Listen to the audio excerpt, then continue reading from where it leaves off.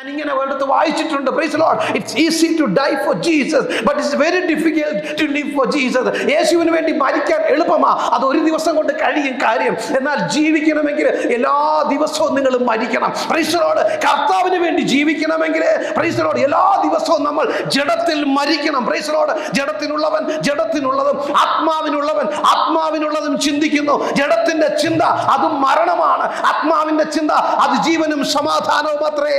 പത്രോസിൽ നിന്ന് ശീമോനിലേക്കുള്ള ദൂരം ഭയങ്കര ദൂരമൊന്നുമല്ല. ഒരു വാക്ക് തെറ്റിയാൽ മതി, നീ ശീമോനായി.